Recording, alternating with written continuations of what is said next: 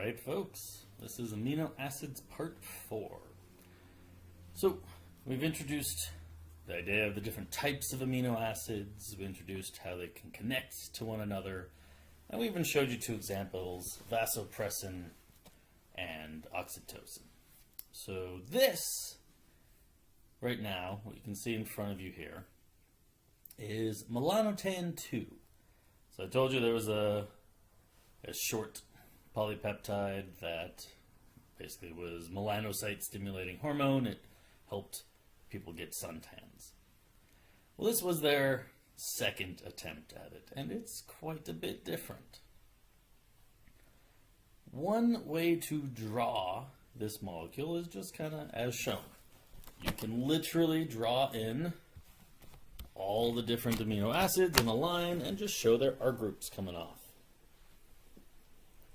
And so that's what we see going on here. I've got my nitrogen to a carbon double bond oxygen to a nitrogen. You just have the amides from the individual amino acid formations running along the top, and then coming off of them, and we'll do this in blue, is the R groups. There are various R groups.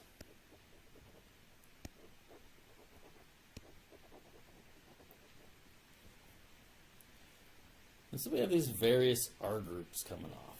And you'll notice that two of them are connected.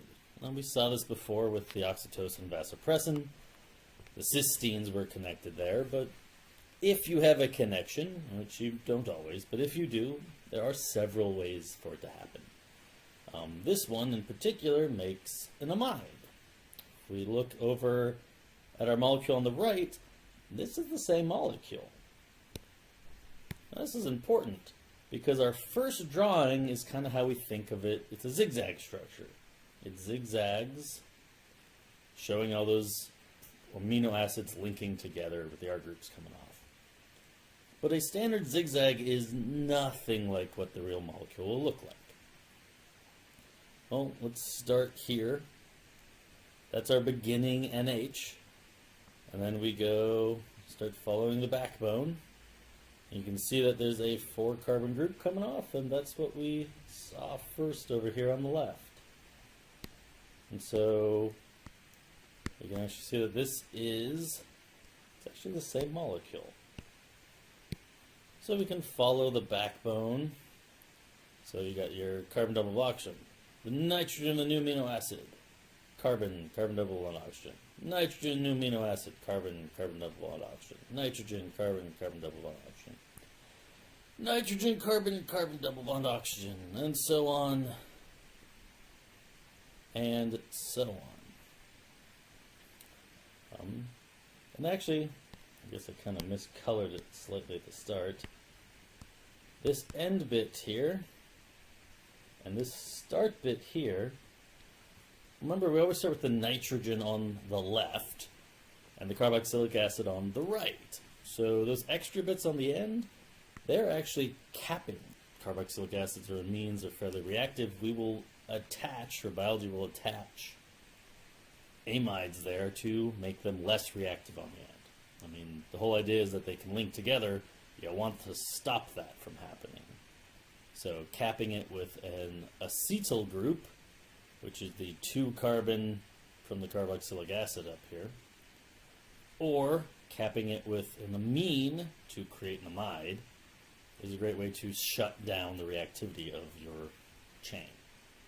And so biology tends to slap one of those on to shut it down. Well, if we look at our R groups, second R group, this nitrogen with 2 rings, third R group, we see that it's got the benzyl, fourth R group, it's arginine. So we see that our fifth R group, we've got this, histidine?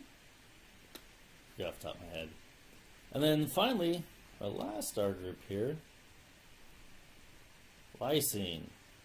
We've got these 4 carbons and the nitrogen. Sorry, 1, 2, 3, yeah, 4 carbons of nitrogen. And then way back here, number 2, molecule would have been a carboxylic acid, but it got linked and turned into an amide. So the real shape of this molecule is significantly different than how we normally draw things.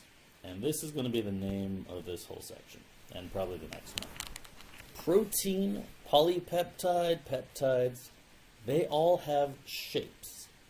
And as we learned with sugars and chirality, shape matters. You need the right shape for what's going to happen. And so, why is that so important? Like, why are we going to spend so much time thinking about shape? Much like melanotan 2 here, especially the short polypeptides, they are signal molecules. We talked about last time that they're like T's. You need the right shape to fit the system. And the way to think about that, say you have a molecule, let's do a double bond, a methyl, a chlorine, a hydrogen, and a chlorine. Say this is your molecule. Well, if you have something designed to fit this,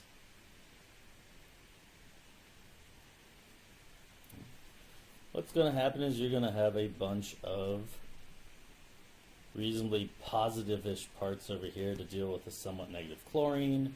You're going to have a bunch of non-polar to deal with the methyl. You're going to have a bunch of reasonably positive bits to deal with the chlorine. I mean, they could be just polar positive. And then you're going to have very little space for that hydrogen. If I flip this molecule around, though, if I say, hey, let's do Cl,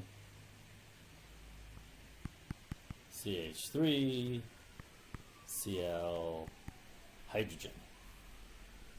If you tried to get this to fit into the same setting, we'll move that one out. Then move this one in.